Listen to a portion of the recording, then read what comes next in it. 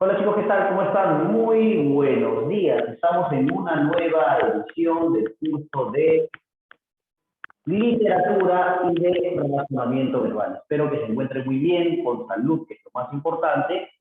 Iniciamos entonces con esta segunda semana de desarrollo de la unidad número 7. Es importante recordarles a cada uno de ustedes que dentro del proceso de esta unidad número 7 estamos ampliando, ¿no es cierto?, el panorama de lo que sería la literatura peruana, ¿no es cierto?, viendo cuál está la historiografía de la literatura peruana y también algunos representantes importantes dentro de este proceso. También es importante recordarles a cada uno de ustedes que las clases que estamos dando en estos momentos son clases que lo que buscan es afianzar los conocimientos de la literatura peruana. En este caso, por ejemplo, el año pasado vimos lo que era la literatura universal y este año tenemos que terminar hablando de la literatura peruana. Si podemos, hablamos de literatura latinoamericana, pero si no, terminamos hablando de literatura peruana. Y algunos me preguntan, profesor, ¿y cuándo va a desarrollar el razonamiento verbal? Bueno, por tema de tiempo, no puedo desarrollar razonamiento verbal, ¿no es cierto?, dentro de clases. Lo que hacemos es emplear el uso del razonamiento verbal cuando viene la etapa del repaso de la retroalimentación. Recuerden que el bimestre, mejor dicho, la unidad anterior no tomé no tomé razonamiento verbal. Esta vez sí debo tomar razonamiento verbal, ¿ya? Y no me voy a olvidar, así que por favor, atentos también con eso. Otra cosa que también me han preguntado es con respecto a las clases, ¿no? Por ejemplo, yo siempre por cada clase comparto PPT y algunos me dicen, profesor, tengo que copiar todas las PPTs. He visto algunos cuadernos que me han mandado y de verdad te felicito porque hay buenos resúmenes, ¿no? Que es lo que precisamente pido, a resúmenes de los temas. No tienes que copiar todas las PPTs o no deberías ni siquiera copiar las PPTs. Solamente establece o solamente de alguna u otra manera, digamos, hace un resumen de las PPTs, pero no te copies igualitas como están o como te las estoy mostrando ahora, porque no vas a copiar 17 o 18 PPTs. Entonces, o sí lo puedes hacer, ¿no? Pero yo sé que tienes otros cursos también, ¿no? Pero por eso mismo te digo que te pido que te ordenes nada más, ¿ya? Recuerdo que la semana pasada hablábamos del posmodernismo. Decíamos que el posmodernismo era una corriente literaria que surge más o menos entre los años de 1920 a 1930, si mal no me equivoco. Y surge en oposición a una corriente que había surgido anteriormente, que era el modernismo, y que en el Perú precisamente se le había dado bajo una propuesta elitista, una propuesta burocrática, o mejor dicho, una propuesta aristocrática, no burocrática, sino aristocrática, ¿no? Solamente un sector o una élite, digamos, de la población podía entender el proceso literario o podía entender, por ejemplo, las condiciones manifiestas de la literatura, ¿no? Entonces, no era una literatura que generara identidad, sino al contrario, generaba división y fundamentalmente estos escritores del modernismo, digamos, se agrupaban a través de condiciones básicas como el academicismo, como el colonialismo, ¿no es cierto?, como la visión exótica de América o el exotismo, y hay otros elementos adicionales a ello, ¿no? Creo que eso es lo más importante. Ahora, en oposición a este grupo llamado el Grupo del 900, la generación alienista, que tenía como líder a José de la Riva Agüero y que tenía como máximo exponente a Gonzalo Tocano, aparece el posmodernismo y aparece el Grupo Colónida, ¿no? Grupo que surge, ¿no es cierto?, fundamentalmente de, digamos, la mezconanza, la heterogeneidad de la concepción fundamentalmente de la literatura provinciana, ¿no? O sea, hay una mayor amplitud de la literatura a partir de la nostalgia provinciana, de la nostalgia y de la vinculación de la identidad peruana, no solamente desde el aspecto centralista, ¿no es cierto?, hablamos de Lima, sino desde la vinculación de otros elementos. En este caso, las provincias, en este caso la nostalgia, en este caso, por ejemplo, la unión de diferentes poetas, ¿no? Que provenían de diferentes provincias. Entonces, eso hace que el grupo Colónida, que es el grupo que surge en este proceso postmodernista, pues tenga una vinculación más bien heterogénea, ¿no? Más bien pluricultural, si lo queremos llamar de esta manera, ¿no? Entonces, precisamente con el posmodernismo surge la imagen de Abraham Valdelomar, que es el líder del grupo Colónida. Pero si bien es cierto, el posmodernismo tiene rezagos digamos, o tiene como propuesta el vincular a la literatura a una identidad pluricultural o mucho más amplia. También podemos decir que estos escritores no eran ajenos a lo que pasaba alrededor del mundo. Y en este caso van a tomar, digamos, propuestas literarias interesantes de otros países europeos, como en el caso de Francia, por ejemplo, tocan al simbolismo y al parnasianismo, y, por ejemplo, en Italia van a tocar elementos de el mundo del cine, por ejemplo, ¿no? Como el plano contrapicado o el uso de los monólogos interiores, algo que suele utilizar mucho Abraham Valdelomar, y que posteriormente lo va a replicar, pues, José María Eguren, ¿no es cierto?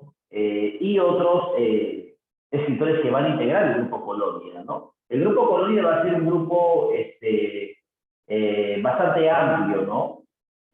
Incluso con la integrante o la actriz Elena Ruscaya, ¿no es cierto?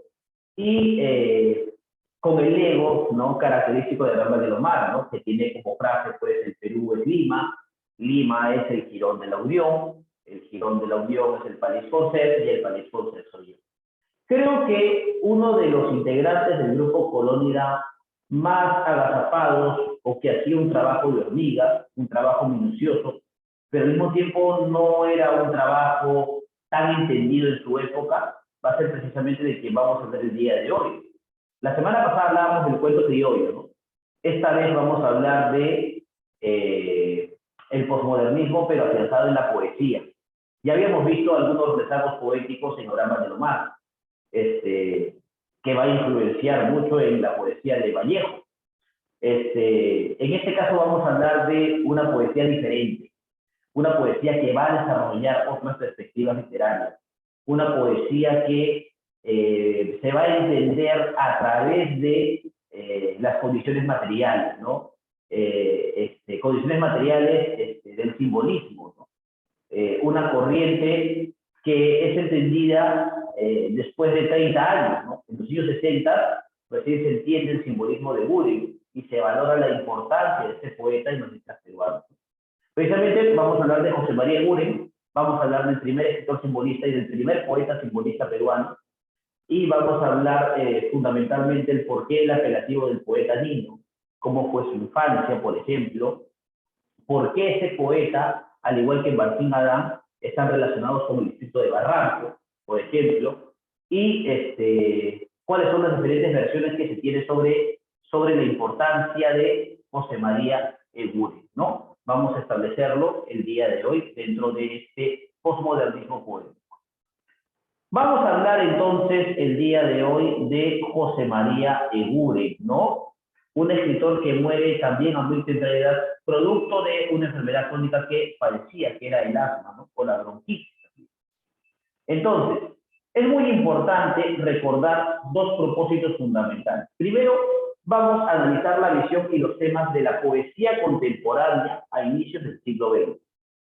En este sentido, podemos hablar, por ejemplo, de un cambio de la propuesta estética.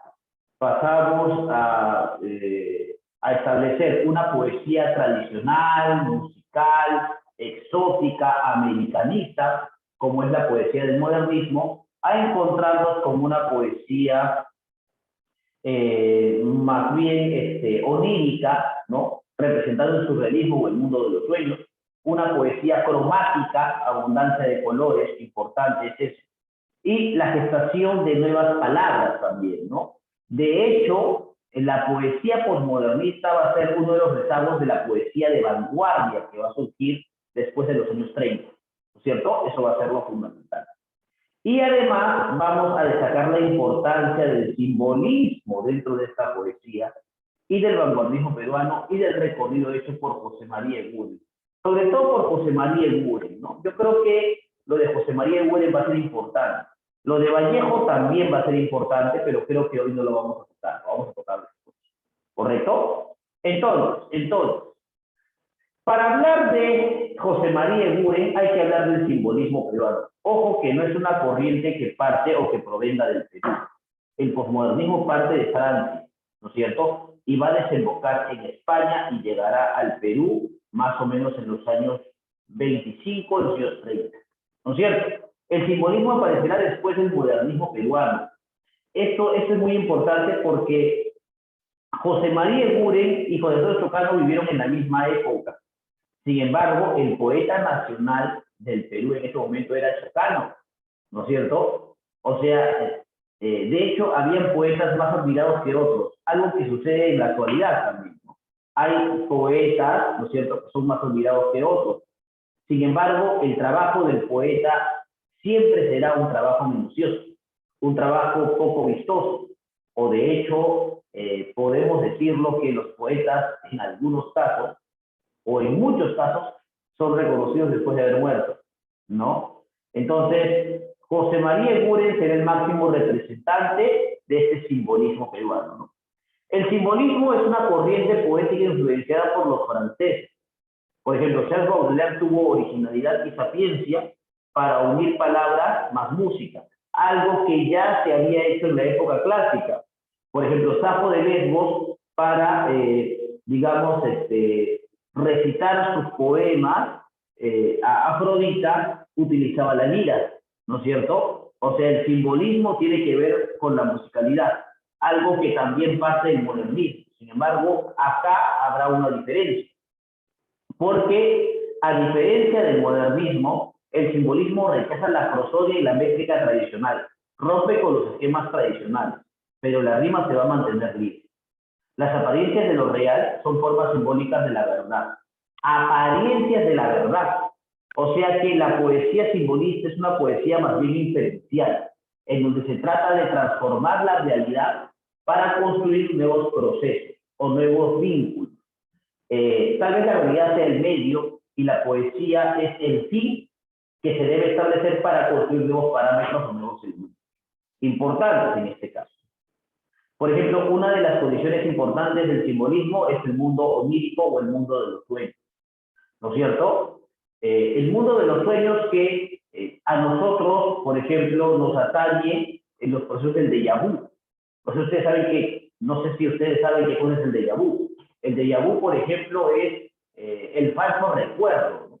El creer o el observar algo, digamos, y creer que eso ya lo has visto antes. Aristóteles decía, por ejemplo, que cuando uno duerme, el alma sale de nuestro cuerpo. De hecho, el cuerpo muere, pero el alma sobrevive, ¿no es cierto? Y puede recorrer diferentes lugares, ¿no? Freud lo llama el inconsciente. Lo cierto es que el simbolismo trabaja con esos parámetros, por si acaso. ¿Correcto? Y está Baudelaire, ¿no es cierto?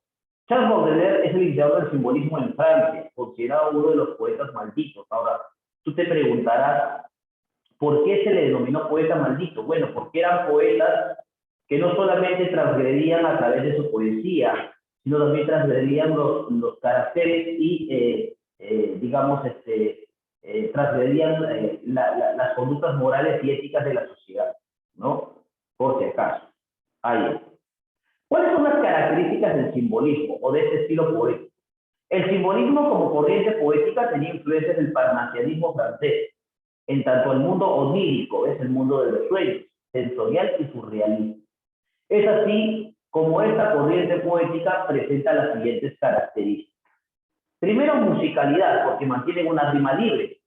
Sugerencia, porque la idea de la poesía simbolista es fundamentalmente trabajar con imágenes, con símbolos.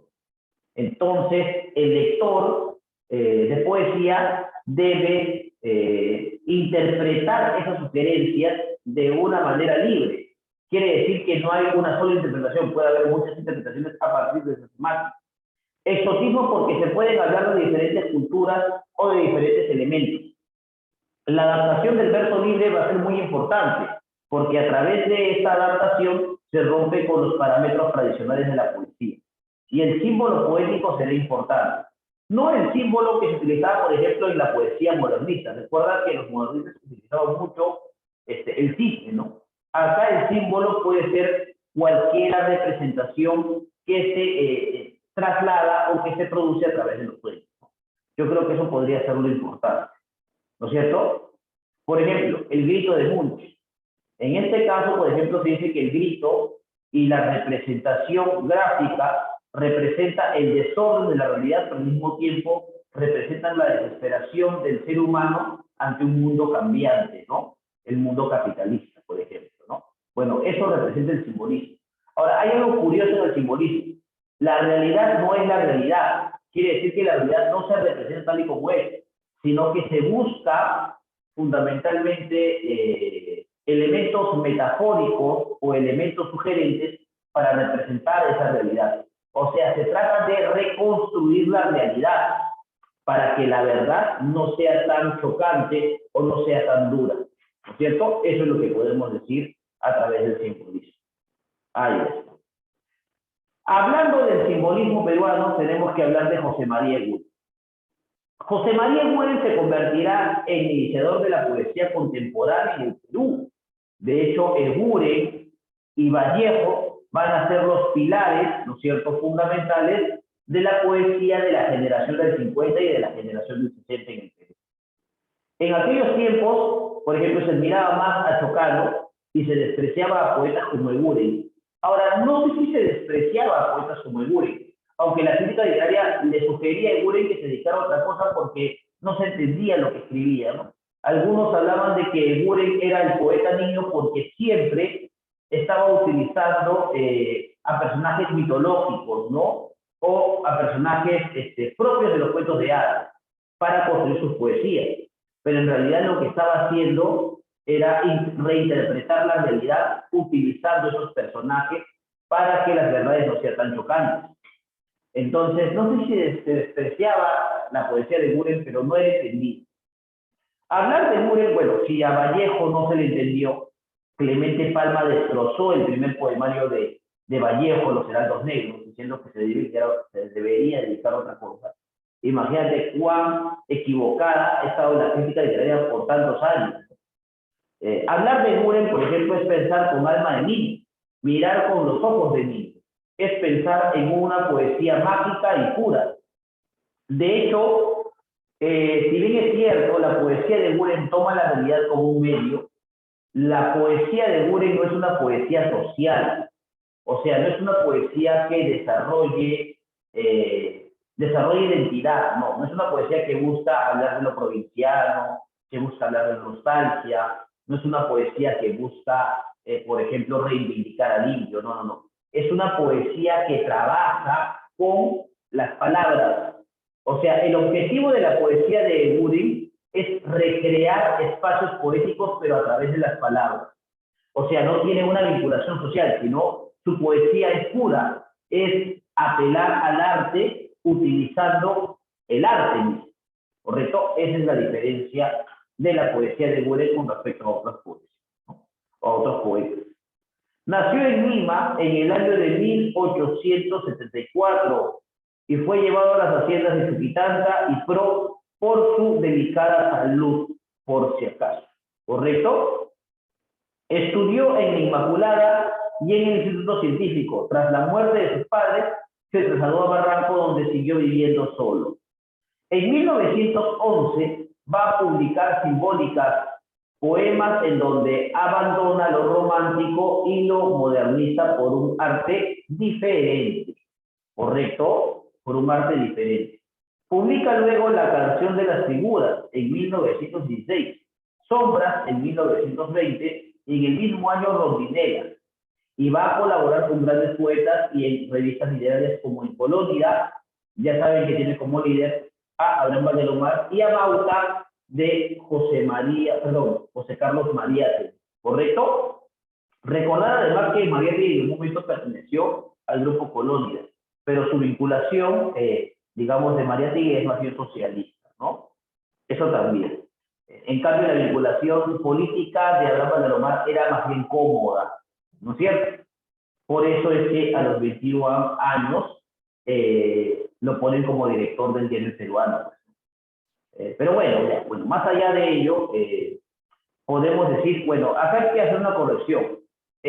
José María Eguren nace en 1887. Acá hay un error de 2 números, ¿ya? Así que por si acaso. Listo. Tuvo los reconocimientos de Valdelomar y José Carlos Mariátegui, ¿no? De hecho, el primer poemario, que es Simbólica, que se supone que es el iniciador, por si acaso, del simbolismo, ¿no? Tiene como prólogo el de José Carlos Mariátegui y tiene como epílogo el de un comentario de Valdelomar, por ejemplo, ¿no? Es nombrado miembro de la Real Academia Española en 1941 y al año siguiente va a fallecer. ¿Correcto? Va a fallecer. Ahí está. ¿Cuál es el estilo y las características de la obra de José María Eguren? Por ejemplo, José María Eguren tiene originalidad. Bueno, originalidad porque fundamentalmente habla sobre el mundo de los sueños, algo que en la poesía no se había tocado hasta ese momento. Me parece que, por ejemplo, Manuel González Prada ya había trabajado esos procesos, pero Manuel González Prada había sido el precursor del modernismo, ¿no? Entonces, la originalidad de Eguren parte fundamentalmente de trabajar el arte por el arte, algo que no se había establecido hasta ese momento. Si comparamos la poesía de Eguren con la de Chocano, Chocano también es un maestro, ¿no es cierto? Podemos decir que la poesía de Chocano es una poesía más bien identitaria, es una poesía más bien peruanista o americanista, si lo queremos llamar de esta manera, propia del modernismo, ¿no? En cambio, la poesía de Eguren es una poesía más bien estética, es una poesía de forma, es una poesía más bien de ritmo, es una poesía más bien de lenguaje cuidado, ¿no? Tiene originalidad por eso la poesía de Eguren, ya que es el único caso en que el poeta representa como nadie el sentido estético del arte por el arte. O sea, mientras que, por ejemplo, Vallejo es un poeta social, Eguren es un poeta de lenguaje, es un poeta de lenguaje, ¿no? Entonces, esta poesía no es filosófica, ni histórica, ni política, sino solamente poesía pura. ¿Cuáles son las características de la obra de Eguren? El cromatismo, ¿no es cierto? El uso de colores, vamos a notar eso. El misterio, ¿no es cierto? Habla sobre la muerte, habla sobre la oscuridad, puede hablar, sobre, por ejemplo, sobre el suspenso. La musicalidad también es importante. Versos como una continuación de su interés. Onirismo o el mundo de los sueños como tal. Y también el mundo gótico o el mundo oscuro o el mundo oculto, si lo queremos llamar de esta manera. Ahí están las obras de José María, ¿no es cierto?, Eguren, ¿no? Simbólica, que es la que va a iniciar, por ejemplo, en 1911 el simbolismo peruano.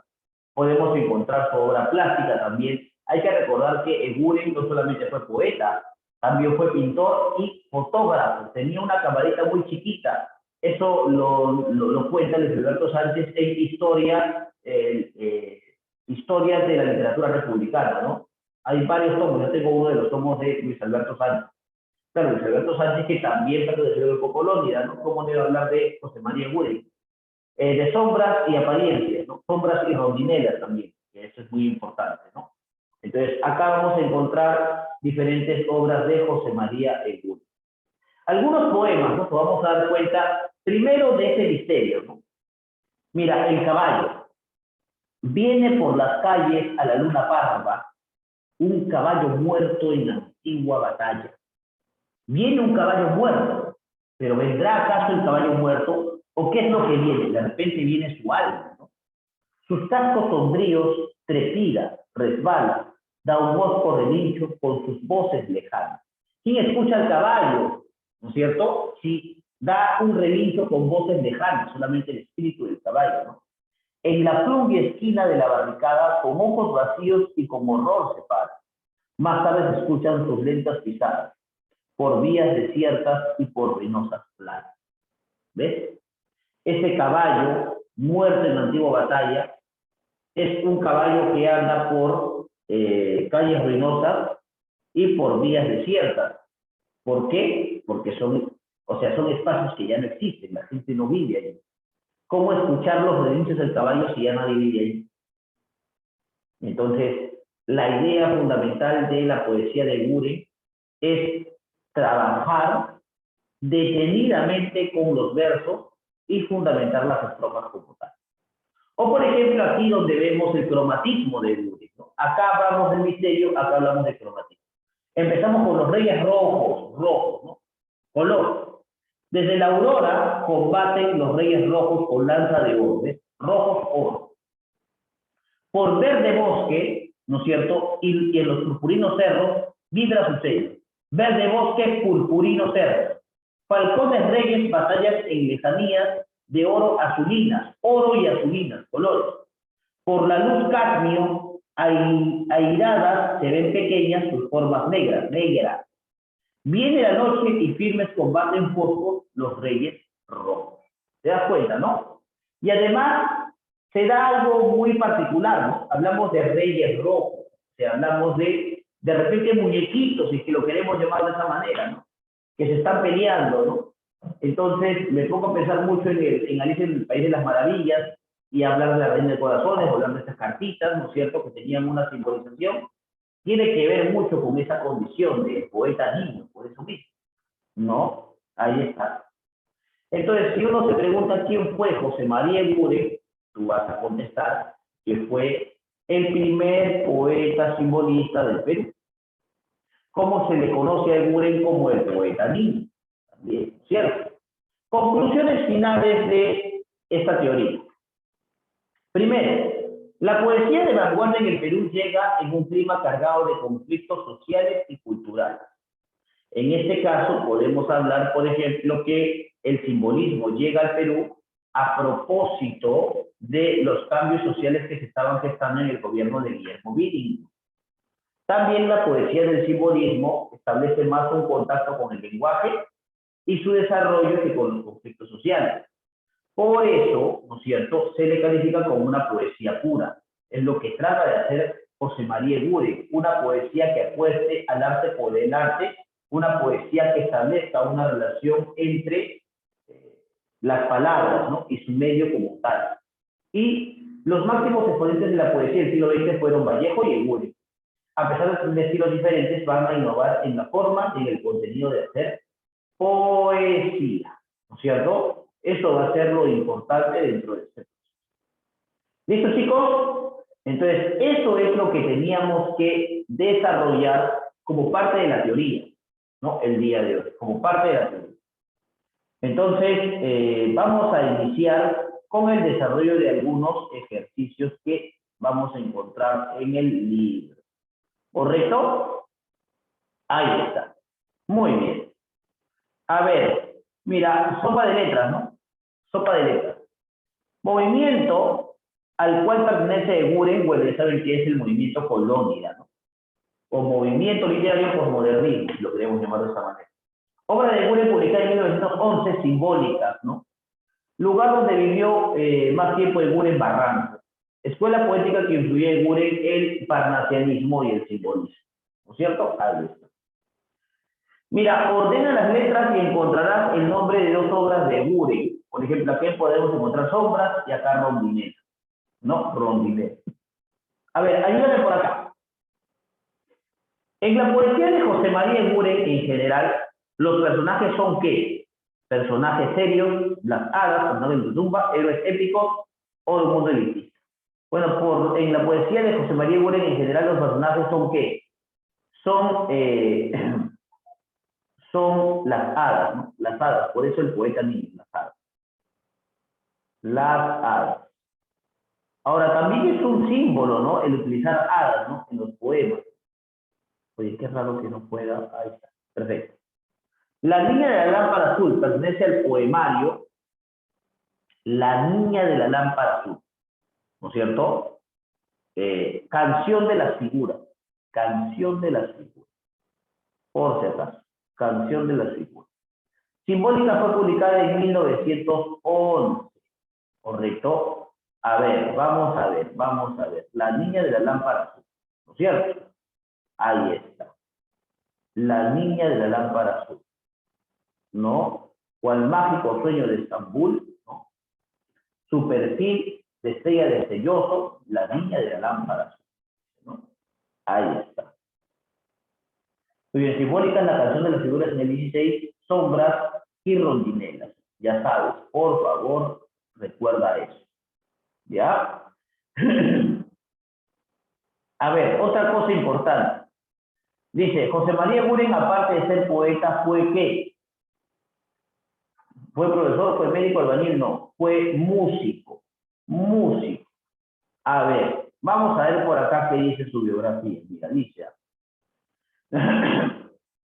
Mira, dice, su infancia y su juventud las pasó en Chuquitanta, vivió en Barranco, ¿no es cierto? Después dice, se dedicó a la música, a la poesía y a la pintura, ¿ves? A la música. Música, poesía y pintura. Entonces acá colocamos músico.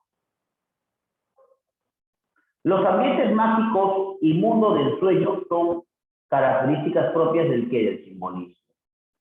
Del simbolismo. Correcto, del simbolismo. Ahí está, del simbolismo. ¿Listo? Perfecto. Ahí está, perfecto. Año de publicación de la canción de las figuras. Año de publicación de la canción de las figuras, 1916. ¿Correcto? Ahí está. José María Eguren publicó su obra en una famosa revista peruana, del cual solo llegaron a salir 4 números. El nombre de esta revista es Colónida. Colónida.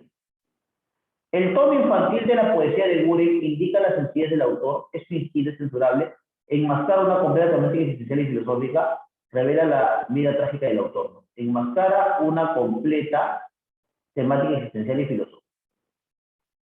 No pertenece a la obra poética de José María Eguren. Acá podemos hablar de motivos estéticos, ¿no? Este no es. Se puede decir que la obra de Eguren, ¿qué cosa es? Es sugerente. Sugerente. Correcto, sugerente. Ahí está, chicos. Excelente. Y con eso, pues, hemos terminado la clase del día de hoy. Ya te voy a mandar tus preguntitas para que puedas responder, por si acaso. Y no te olvides de estudiar también el tema anterior que trabajamos. ¿Cuál es el tema anterior que trabajamos? El tema del posmodernismo en el cuento. Sobre todo la imagen de Valdelomar va a ser muy importante. Cuídense mucho, que tengan un buen día. Chao, chao. Nos vemos.